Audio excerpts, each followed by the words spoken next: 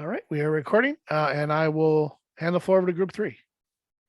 All right, well, first of all, welcome to your final capstone design presentation of the semester. I heard you say 21 groups before us. You know, they say the best for last. Thank you. Thanks for the confetti, Dr. Traum. We are group 3, otherwise known as ARX Thermal. I will open by saying, if you could please hold your questions to the end. If you notice at the bottom right of all of our slides, we do have slide numbers. If you ever have a question, jot down that slide with what the question was, and I'll open the floor to questions towards the end of the presentation. Okay, so there have been 3 main factors that have been driving our design process. The first one is our passion for environmental and economic sustainability. Solar thermal power itself is a source of sustainable energy, and that's why sustainability is inherent to our project. That is why we have adhered to this value throughout the entire design process. So for example, the majority of our components are made out of durable, reliable, and cheap materials that can also be repurposed. Secondly, we want to be best at reducing the number of motors per heliostat module, because by reducing the number of motors, we can achieve less power consumption, which relates to the first factor, sustainability. And we can also achieve a cheaper design, which relates to our last design motivation. In our last design motivations, basically what drives our economic engine and what is increasing profit per, and that is increasing profit per solar concentration while reducing cost per heliostat module. To sum it all up, our design focuses on a durable, power efficient, cost efficient design to maximize solar concentration. And how it is all done is what we will discuss further in this presentation. Okay, looking at our design, kind of overall, before we break it down into our 4 subsystems, we see, number 1, we've got our 4 mirrors arranged in quadrants. You can't quite tell because it's so slight, but these 4 mirrors are actually tilted inward. So that central corner of each mirror is brought a little bit inward. This is to overlap the reflections, but that's a design feature that we'll discuss in depth a little bit later. These mirrors are mounted onto a frame, which move on a major and minor axis. The major axis would move along the typically known elevation axis, and then the minor would be your azimuth axis. And this whole frame is mounted into cement to connect it to the ground. Looking at the dimensions overall, you can see that our design is pretty compact. We do have 1 meter squared total reflective area, and the height above ground of our mounting post is just under half of a meter. And a lot of our components are made out of a sustainable and rigid plastic, which brings our total weight of our design just under 30 pounds, including the mounting cement. And now to break it down into our 4 identified subsystems, we've got the module mount, which is just responsible for connecting our mirror frame to the ground, our drivetrain, which is responsible for moving our mirror frame all around. The mirror subsystem, which mainly did a material analysis on the reflective surface and also an orientation analysis for the mirrors onto the mirror frame. And then controls, which carefully selected a controlled housing, which would be able to protect our controls, and also selected a microcontroller and motor controllers. Hi, good afternoon. We're the module mount team. This is made up of myself, Jose Cespedes, and my partner, Erivishka. The module mount, as Jacqueline was stating earlier, is what supports the heliostat and what fixes the module to the ground. And in the next steps, we'll go a bit more in depth on how we were able to do that. Now here, the way we came about it is we designed a tubular square PVC design with an inner concrete pour. Now, the inner concrete pour allows us to increase the structural strength and rigidity by minimizing post deflection, as well as preventing bending failure by maximizing the mount's section modulus. Basically, when the concrete was poured in, it added extra rigidity and thickness, which allows it to support more weight. And this will be shown later through the buckling stress, through the analysis. And as we look at through our dimensions, we see we have a 2-inch by 2-inch PVC pipe with about 1/3 wall thickness, and our post length is 17.52 inches, which is the lowest possible height we could achieve without the mirrors when they're tilting without any interference. So it was able to save material by not having a very long post. And as we could see, we were putting it underground. We were putting the post in a hole, which is about 5.73 inches underground with a width of twice the width of the post. And we'll be filling in the concrete up until the first hole that you see, which will be the clearance holes for the controls box. And one last point I wanted to mention was the very top of the hole is a custom bandsaw cut, which allows the heliostat to rotate and pivot freely on the mount. And this was held together by a shoulder bolt. So the next part is really just analyzing this module mount and making sure that it can pass all the different failure modes due to the environment and also the weight of the heliostat. So we calculated the weight of the heliostat to be around 23 pounds for everything that's mounted on top of this mount. On top of that, we considered the highest gust force that the whole heliostat could handle without failing. This was determined to be around 60 miles per hour in previous calculations where the mirrors would break. So we use the same wind speed here as the gust force. And we have to consider the worst case scenario here in our calculations. So what we did was we assumed that the mirrors are rotated all the way towards one side, where all the weight can kind of be distributed towards one side, as you see in the free body diagram. And also that wind gust is facing the same direction. So with that, we can go in and look at deflection, which is important because we want to make sure that our elevation azimuth angles are not affected much by the deflection from the weight and the gust. And we had to do this by kind of modifying the geometry a bit when doing the calculations, because we have a multi-layered beam. We can treat this as a beam when rotated sideways. And that's how we were able to see when I could combine all the different deflections from the gust force and the weight of the heliostat. On top of that, the individual deflections from each material, we got a total deflection of around 0.14 inches, which only led to a 0.46 degree kind of deflection from the perpendicular. So it's pretty much negligible here, and this should not affect our solar concentration towards the tower.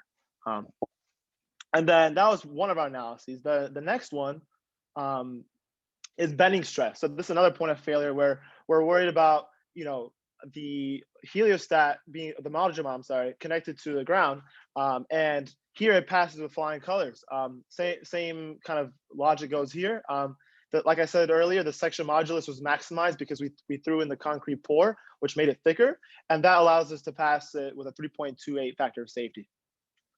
And then more other mechanical analyses was buckling. So obviously, another way where the heliostat could be kind of oriented is where all the weight goes right on top of it instead of on the side like before. And once again, the factor of safety is extremely high here, and it's not going to buckle. PVC, it's plastic. It's going to be able to hold up pretty well here. Also, the concrete rigidity helps that as well. And same thing with compression. It's going to pass it with flying colors. And the next analysis to take a look at is the thermal analysis aspect. And this is more so due to the concrete itself, because concrete has a tendency to want to expand due to temperature swings and heat. So what I looked at was kind of the high and the low temperatures during a very, I guess, swung day in the summer during last year in Nevada, where we see about a 25-degree Fahrenheit difference from the low temp to the high temp.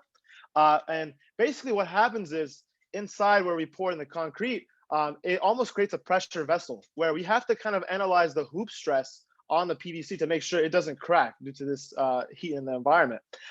So I found the change in volume using its thermal coefficient.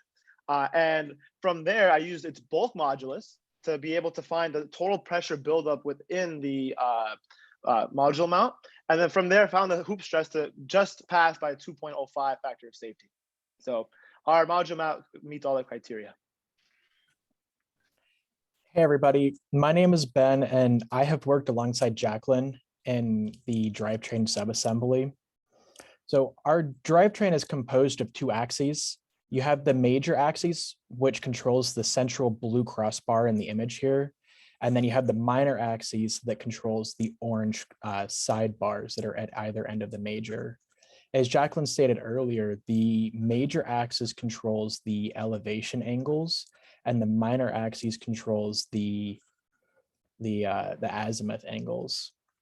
So the unique design that we have allows our design, since we are minimizing the number of motors, allows it to be optimized for cost and lifespan. All right, first looking at the major axis. So this is the elevation axis. We've got the full range of motion as measured from the horizontal to be -60 degrees, that'd be tilted towards the tower, and then +55 tilted away from the tower. Looking at the resolution that we get from the motor and the gear reduction, that's 5:1, as I'll talk about in just a second. The resolution of movement of the mirrors themselves hit about 1/3 of a degree. Looking at the major axis gear pairing, like I said, we do have a 5:1 gear reduction. Our largest gear is 10 inches in diameter. If you notice, that gear is also externally geared. This is mainly to prevent any mechanical interference between the motor itself and that blue pivot beam. If we were to internally gear this like we did with the major axis or the minor axis, we would significantly reduce the total range of motion. Essentially, we would cut the -60 to about -30 degrees. We wouldn't be able to track the sun throughout the day. Lastly, our gearing is made of ABS plastic. It's a sustainable weather resistant poly. I will talk about that decision a little bit more in depth in just a second. And looking closer at the location of our major axis pivot, we were very careful to select the location of this pivot. If you notice, it's actually located in approximately the center of mass for our major axis. This is pretty critical in our design because it allowed us to select pretty low torque motors, because our motors are only fighting the torque due to angular acceleration and not due to the self weight of the system, with the exception of a little bit of mass added onto the minor end of the assembly. But essentially, the required motor torque is only 8.5 Newton centimeters. It's really low, considering the size of our overall heliostat. And this also does drive back to one of our main 3 product motivations Jana introduced earlier.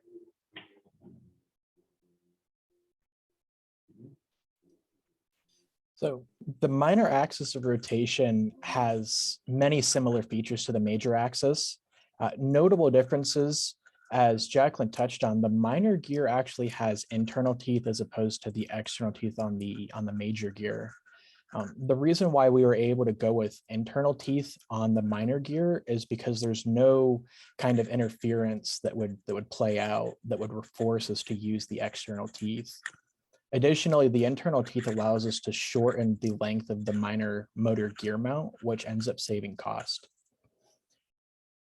Another notable change is that the minor axis of rotation is able to hit a larger range of angles. The minor axis can hit 70 degrees from being flat in either direction, which currently exceeds our operational requirements.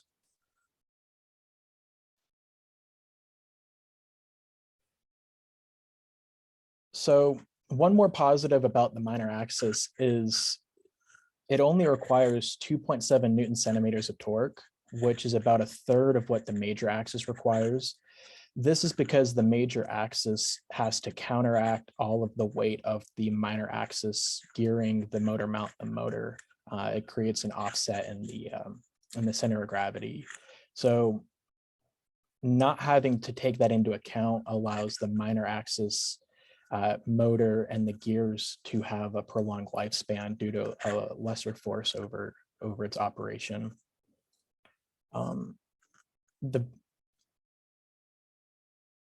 Sorry, no, you're good, Jacqueline. Taking a little bit closer look at the design of the pivot itself, we tried to keep it low cost and simple.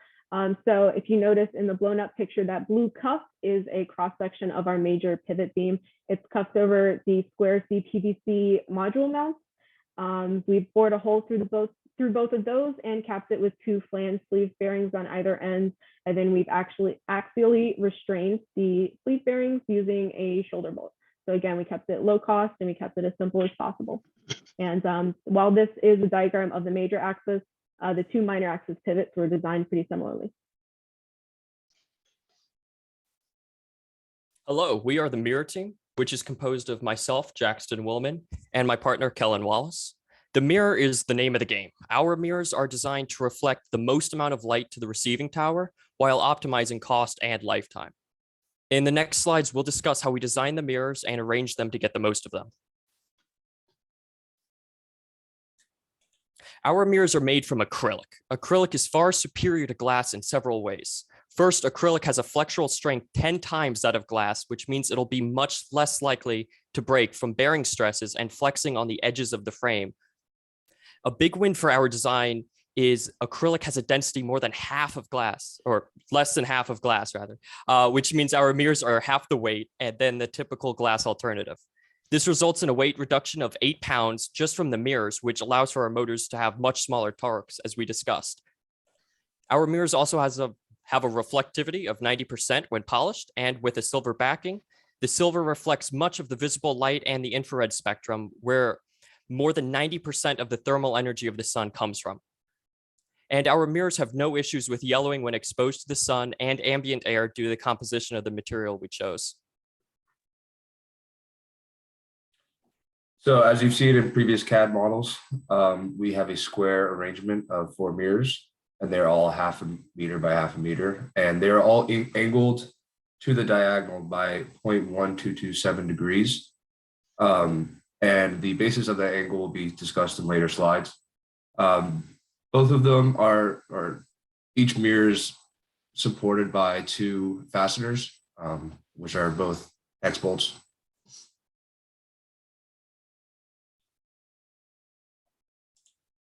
The purpose of our mirror arrangement was to maximize overlap of the reflecting area. So we were trying to make moving parts a minimum while maximizing overlap. We decided that a constant angle tilt was the most cost efficient way to do that. And the way we found that angle was by using trigonometry, pretty much just arctangent of moving all the mirror positions into one perfect square, as you can see in the diagram to the right. We used the minimum and maximum field distances, which was 20 and 100 meters, to get the average tilt. And along those extremes, there's error because it's not going to be a perfect square. But we found even still that at the edges, we still had a 64% reduction in reflective projection area. So and it's still really good. And it's a roughly 2.8 increase in solar concentration. Our design supports the mirror arrangement we previously discussed. To achieve our unique angles, we used an injection molding strategy to fit custom molds, and our injection molding strategy will be described later. With 4 main parts and just a limited number of fasteners, our design is assembly friendly and offers high modularity, easy disassembly, and easy replacement, which is awesome. We use brass threaded inserts to allow for our fasteners to grip the ABS plastic, offering enough strength while offering a cheap alternative to threaded holes. And all fasteners used in this heliostat are typically M6 hex head screws, which will be installed with a torque wrench to allow to optimize the lifetime of the fastener. All right, now we're getting into the controls, control electronics. My name is Sam Rosshaven, and I worked on the controls, associated electronics, and the housing for those with John Claus. So pictured here are the controls electronics housed inside of our controller housing. So on the left side, we have 2 TB6600 stepper motor drivers. We need stepper motor drivers because we use NEMA 17 motors for our major and minor axes. And we have 2 because if we only used 1, then we would be sending out the same signals to each of the motors and producing identical functions in each, which we don't want to do. Depending on the sun's position, we want to independently control them. And on the right, we have an ESP8266 microcontroller. It is Wi-Fi enabled. It has just enough processing power for our commands.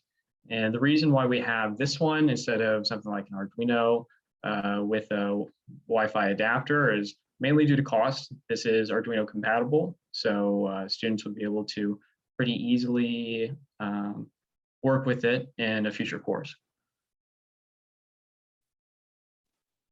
So we looked into outdoor electronics enclosure currently existing on the market, and we have figured that enclosures that are primarily made either out of some metal or plastic.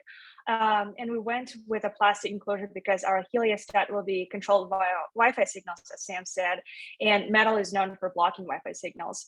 Another reason for choosing plastic is its lower thermal conductivity coefficient compared to metals. We want a lower thermal conductivity coefficient because the drivers we have chosen cannot operate at temperatures above 45 degrees Celsius.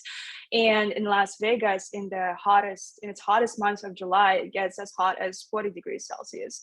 We wanted to make sure that the enclosure will be able to protect the electronics outside in the desert. So we specifically looked into NEMA rated and IP rated enclosures. And the enclosure we chose has an ingress protection IP rating of 66, which stands for protected from total dust, ingress, and from high pressure water just from any direction, as it's written on the slide. That means that the electronics will not be damaged during regular cleaning and maintenance. Now, almost all plastic enclosures are either made out of ABS or polycarbonate plastic. And we chose polycarbonate because it has a superior UV resistance and a higher melting point than ABS. And this entire subsystem is mounted to the pole using two nylon 12 zip ties. Nylon 12 is very resistant to UV. We have done some calculations shown on the next slide to figure out the expected tensile force on the zip ties. And found out that the factor of safety is expected to be more than 9.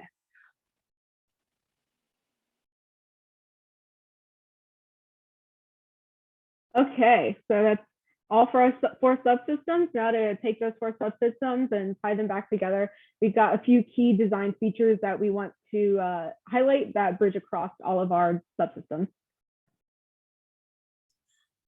So we identified the mirrors to be the weak point in the design when considering high wind speed circumstances. The high winds are going to cause the mirrors to break due to bending at the edge of the module member supporting them where they're mounted.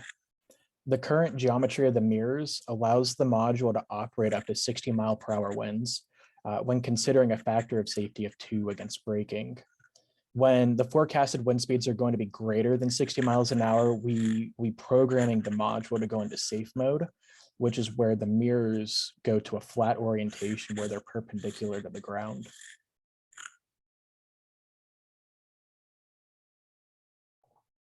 So we chose injection molded parts for mirror array based off of a design iteration. So we initially had water jet metal parts to construct the kind of square that you see that supports the mirrors. Then we looked into injection molding the entire square, entire rectangle, and reduced our costs. And through more kind of design iterations, we fleshed out the parts that we could provide off the shelf. For instance, the aluminum tubes going between each of the large orange rectangular prisms you see on the left. And by doing so, really reduce our costs, but not only our costs, our weight as well. Since we're choosing ABS, weather-resistant ABS, some far lower density than the original metal structure that we spec'd out. Not only does it have low density, but density to weight. It's very rigid. It's highly resistant to impact and heat, which is important for our gearing system. Okay, now, sorry, did I interrupt? Good. Now looking at the technique that our group used while we were brainstorming design ideas and fleshing out our final design, we did focus on design for manufacturability, not only for overall robustness of our design, but also to keep in mind that we will be manufacturing this in our next course, and we would like it to be feasible for students to manufacture this in one semester. So there's a couple of changes that we propagated through the design. Number 1 is focusing on the design's modularity. So all of our parts were put together with fasteners. So we didn't use any adhesive, we didn't weld any parts, with the exception of the cement. So parts can be replaced and repaired independently of one another. We also focused on designing so that we could do in-house manufacturing next semester. So all of our parts, when we went to go redesign them, mainly when we went to design them for injection molding, we wanted to make sure that we could use the machines provided on campus in order to design our full products. As an example, for the injection molded parts, instead of injection molding them, we could easily 3D print them with the larger printers we have now in the new Wertheim building. They're all large enough to fit on the build plates that those machines are spec'd for. So hypothetically, this entire assembly can be made either on campus with the resources we already have, or with really easily attainable resources, things like the acrylic mirrors. Also, because of the modularity and the in-house manufacturing, the overall design is fairly simple to assemble. It only takes 14 minutes and it only requires one assembler. All fasteners are kept as M6 fasteners, so hypothetically, our assembler only needs one size wrench. So it comes down to small details like that. Overall, this just drops the cost. And again, for Mech 3, if we're able to assemble it really quickly, that means we just get more time to test and try and poke holes at the actual product when it's actually realized. And lastly, again, our controller is Arduino IDE compatible. This is a perk for Mech E students because we learn the Arduino IDE in a course. So this would be good for us because we're already comfortable with using that controller.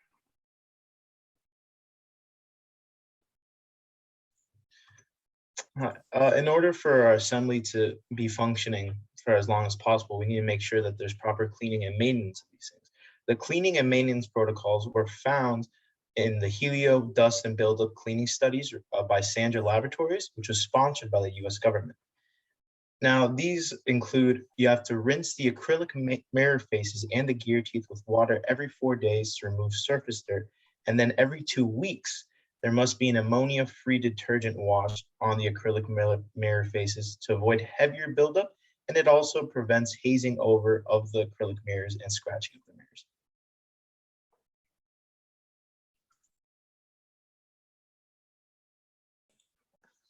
So to make sure that our spacing between heliostats procured no shading effects, we did the worst case scenario possible, and that was at the winter solstice, 3 hours before solar noon. And that resulted in a 17-degree elevation angle. And the resulting trigonometry from that resulted in a 3 millimeters distance apart. And within our 20 to 100 meter range heliostat field, we can pack 2,000 modules within it.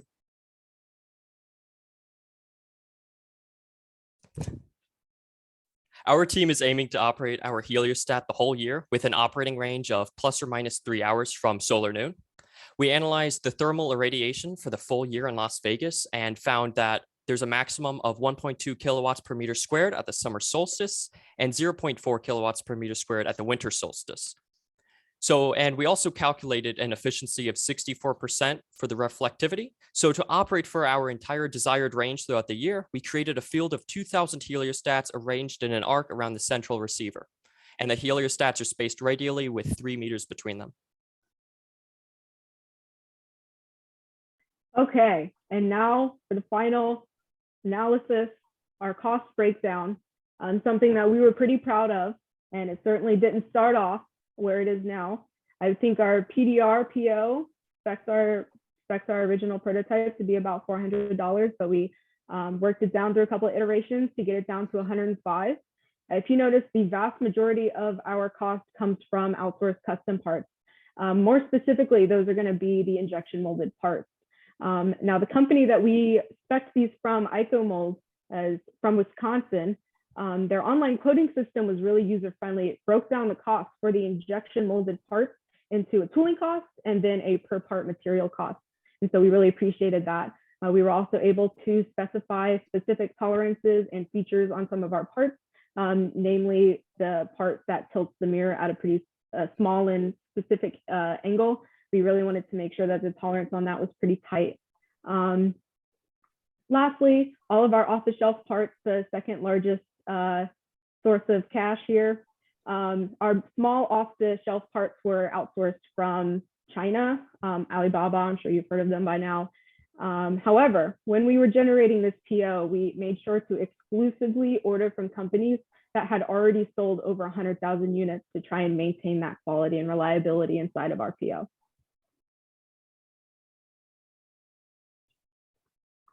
Okay, and that is all we have on the slide deck. Lastly, I want to thank our sponsors and the course professors, Dr. Trom and Dr. Nimi, for your time and your help throughout our capstone design process. At this time, I'd like to open the floor up to any questions that you guys may have. Hi, Dan Plawecki here from Northrop Grumman. Could you flip the slide number 27, please?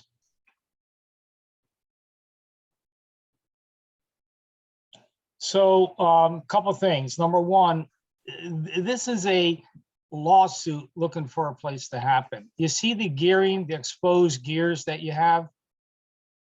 OSHA requirements do not allow that. You cannot have an articulating gear set where somebody could get their fingers in there and lose them. So you've got to do something about that. You got to cover that gearing so so a maintainer or a person in the area isn't going to get injured from that gear set. Okay. The other thing is OSHA also has a requirement that says whenever you have a articulating surface, you have to have provisions to pin that articulation to prevent movement during maintenance. In other words, if you had to do maintenance on one of your drive motors and or any other equipment, you can't, by removing that item, you can't allow that array, that panel, to swing down and injure somebody. So having a lock pin arrangement, simply drilling a hole that you could insert a pin to prevent articulation is another requirement that you're going to have to take into consideration. The other thing that I'm still not comfortable with, and I don't see how your analysis was indicating that that was okay. The way the panels, the glass is installed on those orange supports, it seems like you have strength in one direction, but the other direction, it seems like you have very little surface where the glass mirror is reacting against. And that seems very vulnerable to induce failures of the glass whenever you get a moment on there. And I just need you to convince us again that that's a viable design.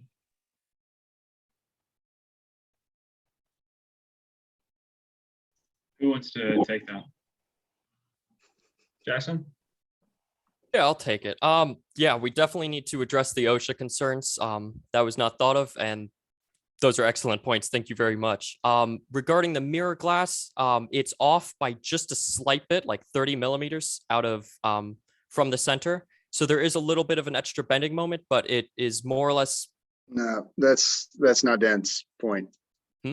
Dan's point is you have a two-legged bar stool. Oh, Yeah. well, they are secured by the fasteners and it's just lightweight. So the two fasteners prevent rotation and bending in the other direction. No, I guarantee you they don't. Yeah, that thing, as soon as you get any sort of wind on there, it's gonna like twist that right off of the support. We'll have to look at that. Okay. Yeah. Are there washers on those fasteners? Yes, silicone rubber washers to prevent any cracking from the fasteners during installation. Okay. They'll help locally, but yeah, I agree. It'll be pivoting back and forth with even a little bit of wind. Even if you could withstand it, the compliance of the reflective surface is going to be such that you're never going to be able to hold an aim. I mean, that you got to support that in at least 3 points. Everything that you ever build for your entire lives should be supported in at least 3 non-collinear points. Yeah. And I guess while we're talking about the structure, the substructure underneath it, what provides that with sort of you've basically got like a 4-bar linkage, right? Yeah. You're saying it's connecting the Like large in the orange plane pieces? in the plane as it's shown, right? It's Yeah. like in its own plane, you've got basically a 4-bar linkage, Mhm. right? There's no sort of like diagonal stiffness. So No. if I come and I push on the corner of that, the whole thing's gonna rack.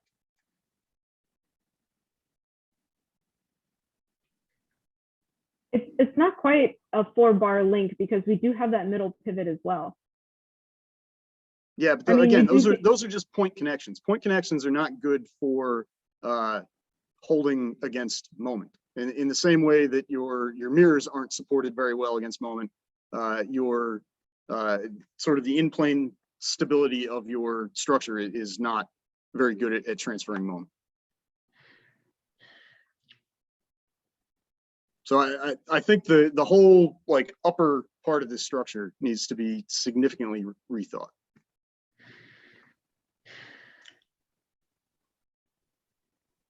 The other thing I'll say is I think when you were doing your analysis of your post, let's talk about the post, because the post is sturdy.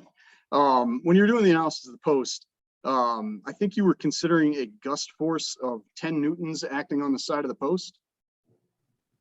That was way early in the presentation. Yeah.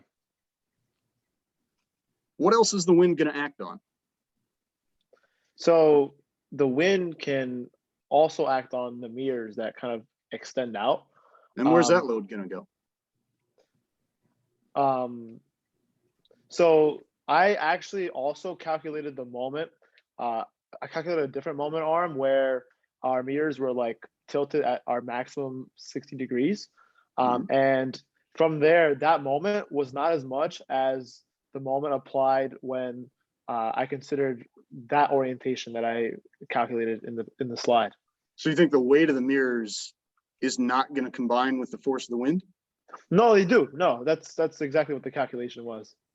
I'm pretty sure I saw like 10 newtons worth of gust force, which seemed like it was wind acting on the area, the cross-sectional area of your post. Jacqueline, would you mind going back to the calculation slide? Right, so if you've got wind impinging on your post, presumably it's also impinging on the reflective surface, right? Correct. But so also at 60 miles an hour, you're going to have significantly more than 10 newtons of wind force.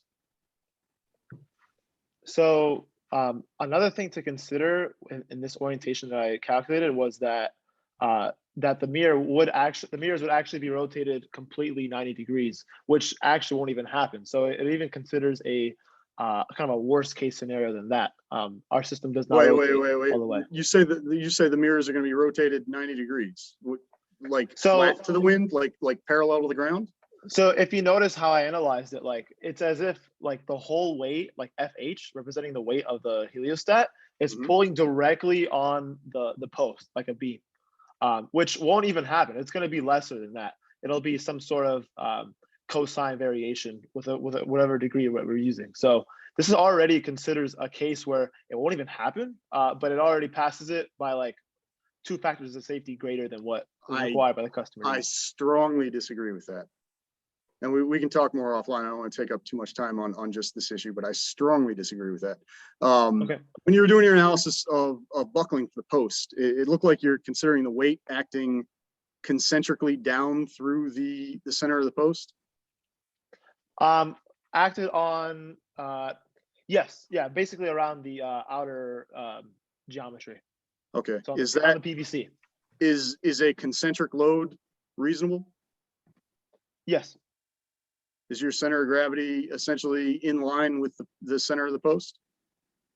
So I did the calculation with considering first as if the whole post was completely hollow and did not have any concrete to support it. And it's still no, I'm talking about the weight of the mirror that's being supported, right? The weight of that structure above the post, if it's hanging in, you know, in an almost vertical orientation, is the center of gravity of that upper structure that's being supported there, is that in line with the center of the post? Well, we've estimated to be center of gravity, yes. Okay. That's what the estimation was. All right. If it's not, you're going to have an eccentric loading, and that's going to affect your buckling analysis. I don't expect your post to buckle, but that is, you know, in a buckling analysis, eccentric loads is something to consider there. For sure. Yeah. When you did your thermal expansion analysis, you're like the analysis of the concrete expanding within the post. You're looking, the delta T that you're putting into your thermal expansion analysis is the difference between like night and day in Las Vegas and the desert. Well, I would suggest that a nighttime to daytime temperature swing is going to be larger than 25 degrees, worst case in Nevada. But that aside, I mean, that's not the delta T that should be considered here. The delta T that you should consider is like from the initial manufacturing condition to whatever the hot and whatever the cold temperatures are in Las Vegas, right? So when you build a structure, it doesn't care that it does for like fatigue purposes maybe, but it doesn't care that at night it was 80 degrees and during the day it was 105 degrees. It cares that when you built it, it was 40 degrees and then the high temperature is 105 degrees. So it's not like a daily temperature swing that's important there. Let's see, what else do I have? Are you making your gears? We're injection molding them. Are you guys gear manufacturers?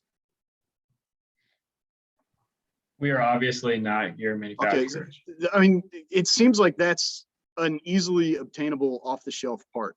And gears are notorious for like just being problematic. Like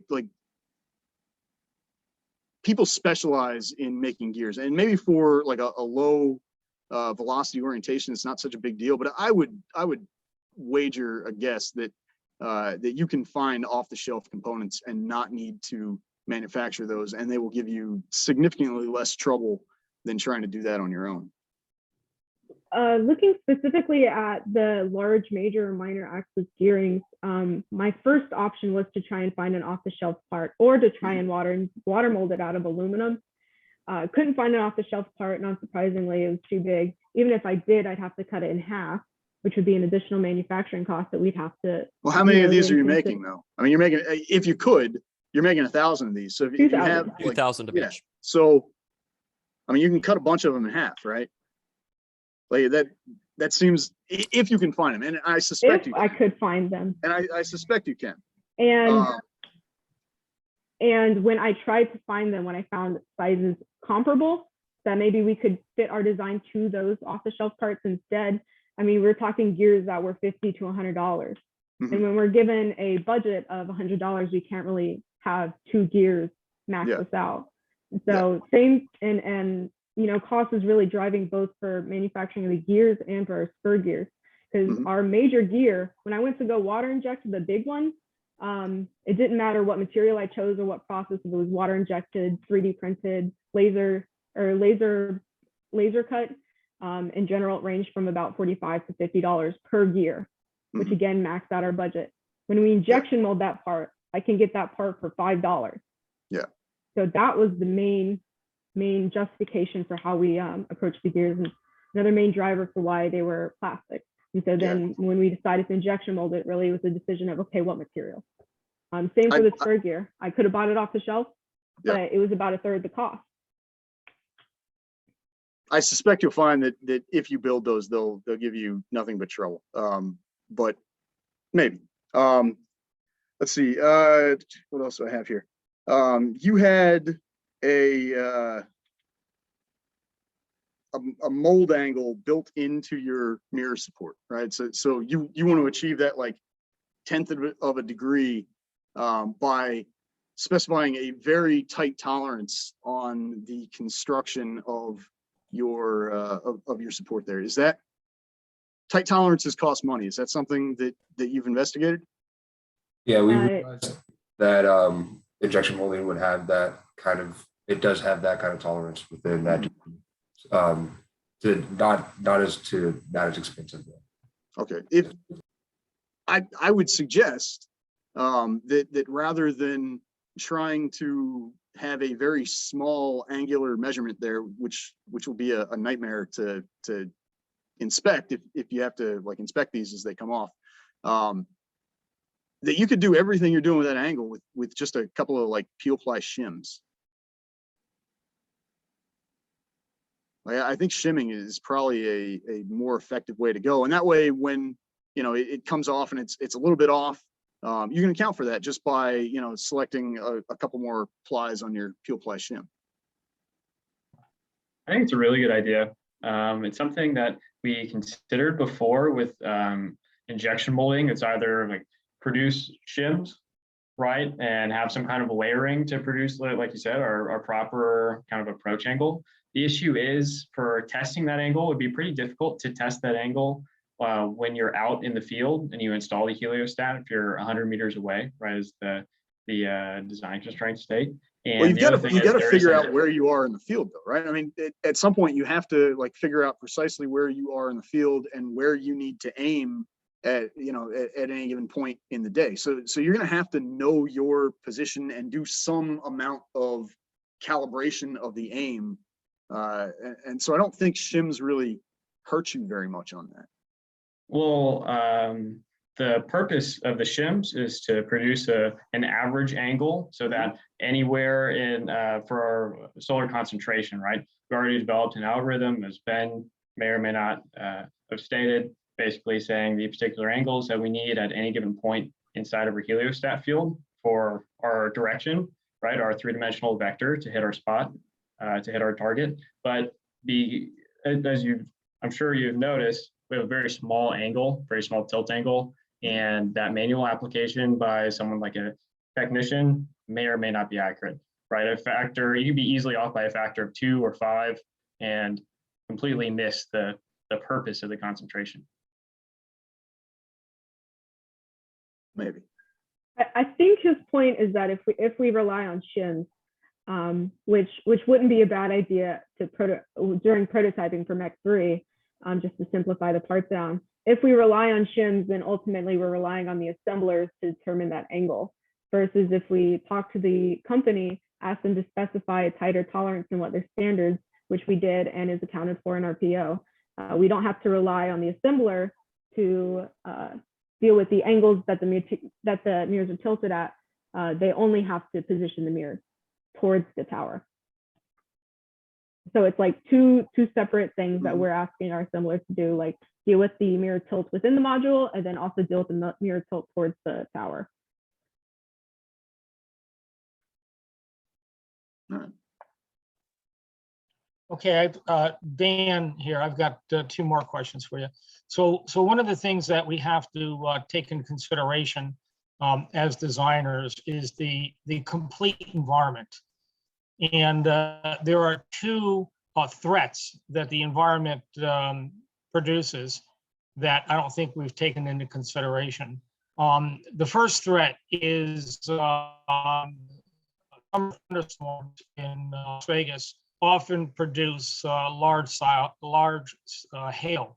And I wonder if you guys did any type of analysis to determine your tolerance to hail. And if your solution is to put the mirrors vertical during a hailstorm, then how do you detect that and how do you know to do that? The second threat is the bad news about heliostats is they tend to kill birds, and some of these birds are relatively large, like vultures and so forth. And wondering if you did any type of work to determine if your panels could tolerate a bird strike, because this happens quite often in a heliostat type of environment.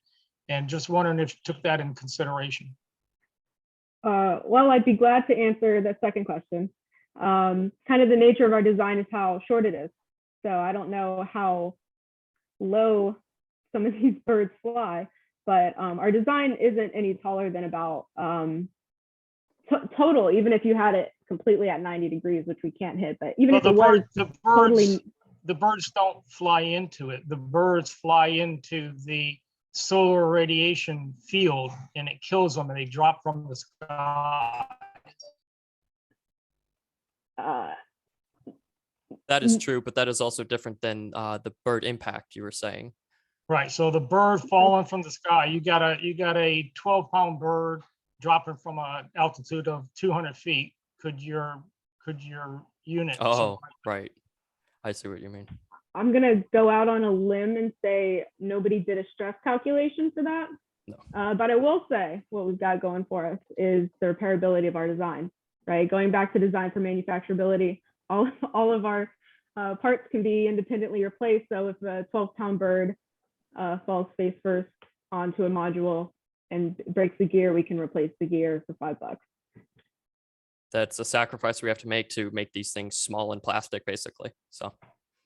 Okay, what about tolerant to hail? Are you guys, do you folks have any type of plan to go vertical if there's a thunderstorm in the area?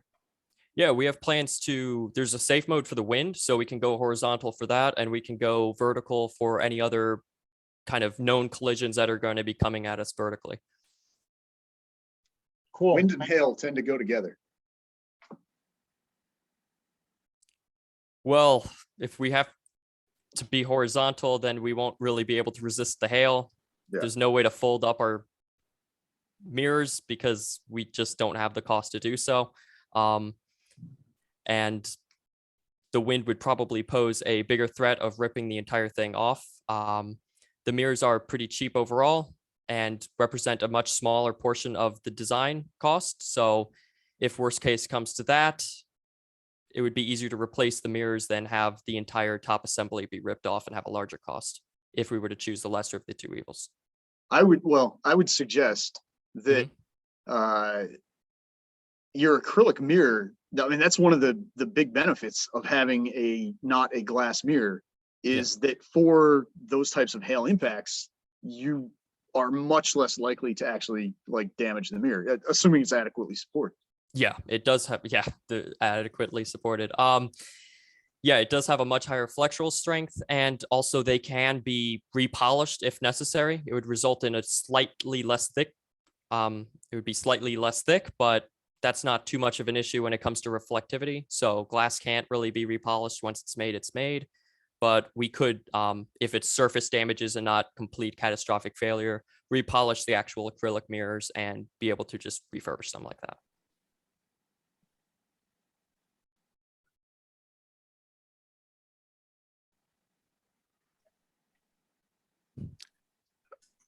Okay, I'm gonna take advantage of this lull to ask, we are a good 15 minutes over, but it seemed like a good discussion, and you guys are the last group, so I didn't want to cut off our panelists. Are there any other questions that anybody would like to ask? Yes, I would like to know, how much does one stepper motor cost? I am amazed at your OTS. Depending on how many we order, if we order over 2,000, which we are, they cost $2. If we order into 2,000, they are $4.80. So that's the beauty of Alibaba and Chinese manufacturers. Okay, and I didn't see how powerful these motors are, what kind of torque they can generate. How did you spec them? I think I've got that listed. Yeah, so both of our motors, both of our motors, NEMA 17 stepper motors, and they can provide a 550 Newton centimeters holding torque. We didn't really want to go any lower than that, even though we technically could. Okay, awesome. I see whoever found this might have a job in purchasing. I think that was Ben.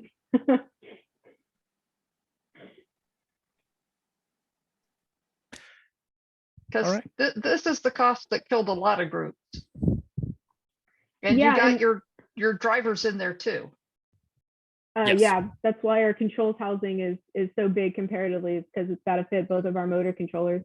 Yeah, and the whole deal with the motors, that was why when we first approached at a very first meeting, when we approached, designing and trying to come up with potential solutions, that's why we kind of limited ourselves as one of our major product motivations being, limited motors.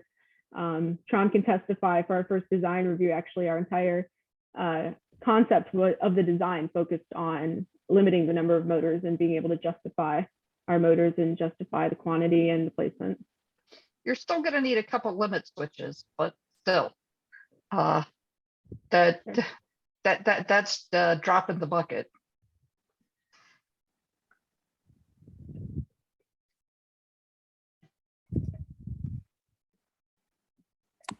All right. Any final questions?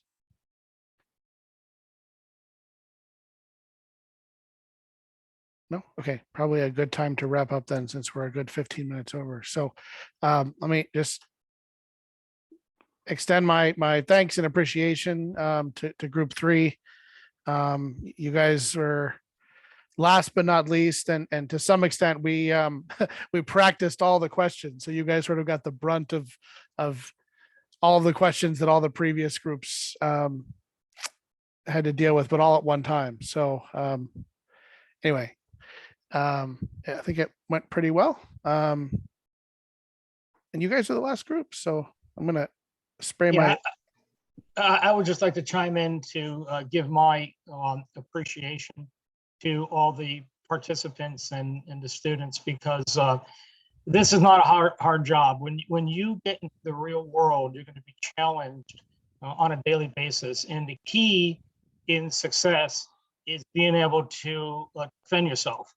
And whatever decisions you make, you have to be able to defend them. And sometimes they're the wrong decision, and that's okay. And you just say, okay, let's regroup and come up with a different solution. So I think this gives you an experience of what's going to happen in your careers. And I think everybody, not only you, but all the groups have handled it exceptional. I think you're all going to make great engineers, and we're looking for you folks to become part of our community. And I think there's a whole world awaiting you in terms of opportunity and success. So from a Northrop Grumman perspective, it's a pleasure for us to be part of this, and I think you all have a bright future. Well, thank you all very, very much for your time. Your insight was incredible, and hopefully we can make a even better heliostat because of it. And many of you will have a chance in 4502. Some of you have escaped. I know those of you who have tried to escape, but many of you were not successful. Yeah, many of you were not successful in escaping. So we'll see you again next semester, and we'll build it for real. So, all right. On that note, we'll wrap up. I'm going to stop recording.